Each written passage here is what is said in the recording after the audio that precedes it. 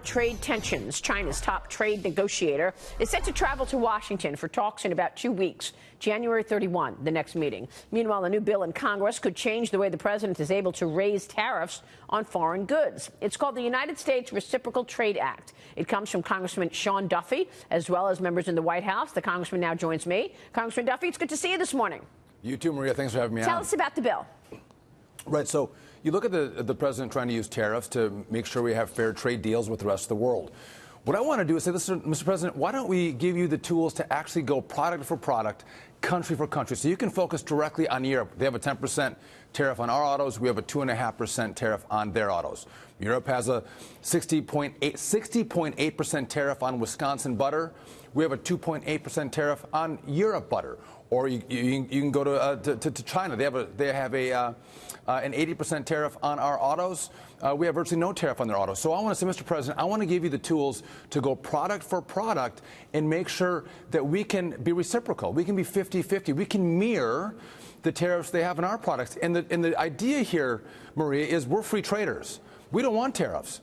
But our trading partners have no incentive to negotiate with us to lower tariffs because they get the better end of the deal. So if we're able to let the president raise ours, the real incentive here is to get them to both countries to lower their tariffs so we get closer to free trade. But right now, the president's right. We're losing jobs. We're losing our manufacturing capacity because our guys can't compete because of tariffs all around the world on U.S. products. I remember when, the administration first put the steel tariffs, the steel and aluminum tariffs in place, and a lot of people were questioning, well, why are we putting tariffs on our friends, on our allies? And the answer was, because if you don't put tariffs on everybody, then the Chinese will sneak around and get around the system, and they'll shove steel through Canada, or they'll put steel through a country that doesn't have tariffs. So countries are going to get around it. So does it make sense to have all of these, this idea to be able to negotiate with countries? Won't other countries just get around it?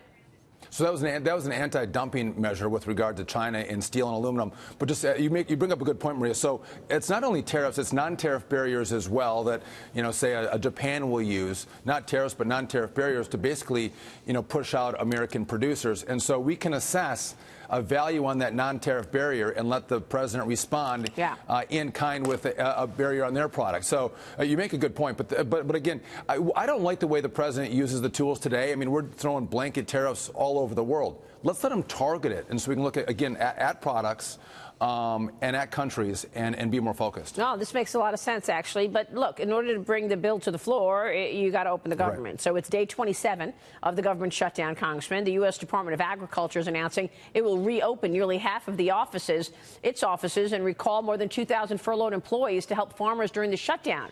Earlier this week, I had Secretary of Agriculture Sonny Perdue on, who said that the agency was trying hard to help farmers. Watch this.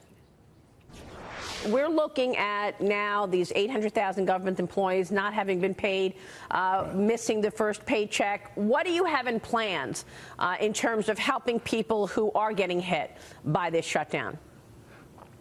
Well, we're trying to get our people back into staffing positions on a temporary basis in order to do the emergency type things that have farmers limited right now. Obviously, our folks are ready to serve farmers. They're anxious to get back and to help them. We're having calls from farmers about different needs, and we hope to resolve that very soon on a temporary basis. But the shutdown needs to end. That's the real answer. So Congressman, your constituents, obviously many are farmers. Tell us how you see it, and where are we in this shutdown? Well, so first off, I think it's great that Sonny's bringing back employees. He gets to make the decision of who's essential and who's not. And so right now, as our farmers need crop insurance, he can bring more employees on to make sure we're taking care of our farmers. But let's make no mistake, we've had a problem in especially the dairy industry for a couple years now. And the problem is when prices go up in dairy, we milk more cows. When prices go down, we milk more cows. And we have really productive cows. So it's a supply and demand issue that we're going to have to find some balance to. But, I mean, the Nancy Pelosi would try to hold our Wisconsin farmers hostage because she doesn't want to secure the border, I think is outrageous. I would just tell you this morning, no real news, Maria. I mean, the standoff continues. And you can't get a resolution until you get two sides to talk. I'm not a dancer, but I know it takes two to tango, right? I mean, and when Nancy Pelosi won't let new members of her caucus go talk to the president at the White House, you've got to be kidding me. That's how entrenched they are. Well, and again, they get security matters, but they hate the president and won't give him a win or what they perceive as a win. Yeah. Do you see any cracks within her party? I mean, last night Steny Hoyer was on with Bret Baier, and he admitted walls work. They do. Yeah, but I mean, I'm just saying, do you think that there will be a movement within the Democratic Party to just get back, provide money for the wall so that the government can open again? And then there's this shutdown. House Speaker Pelosi is calling for the president to delay his State of the Union address because of the government shutdown. Have you spoken to the president? Do you know how he's going to respond to this? Yeah, I spoke to the president yesterday, and listen, I mean, I think that Nancy Pelosi is going to try to use a security issue to say the president can't come and address the nation. To politicize this disagreement we have on border security is absolutely outrageous. This is about America and an American tradition that the president comes to the House chamber and addresses the nation. So I will see how this plays out, but I think Nancy, even with more progressive media outlets, is going to get a hard time about saying the president can't come and talk to America for the State of the Union. But when you talk about Democrats cracking in this fight, make no mistake, when you followed the elections closely, we lost a lot of Republican seats, a lot of long-term Republican-held seats. We lost in the last election. And these districts, when Donald Trump was on the ballot in 2020, these Democrat members are going to have a hard time keeping those seats. And so they're feeling pressure to say, how do I go back to my constituents who, are in the middle or might even lean right a little bit and tell them that a wall won't work, that we don't need border security, that we don't have a drug problem in America? They're going to have a hard time doing that. So the longer this goes on, I think the more they crack, and it's just going to force Nancy to come to the table. And what you're going to see is both sides have to compromise. Both sides have to win. Both sides have to lose. But in the end, America will be a winner because we'll have a deal. Did the president tell you he's going to go forward with the State of the Union regardless of what Nancy Pelosi says?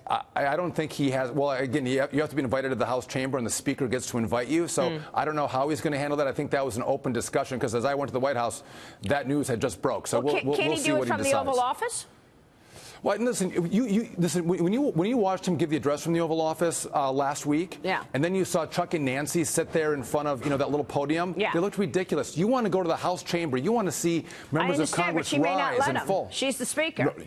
I think he wants to push it, and he wants that. Who knows? Maybe he'll go to the border, Maria. Maybe he'll do a State of the Union from the border, one there, and then he'll come back in February and do one from the House chamber. So he's going to do the State of the Union regardless, right? Well, listen, I think he wants to do it. He's not going to change the date of the State of the Union.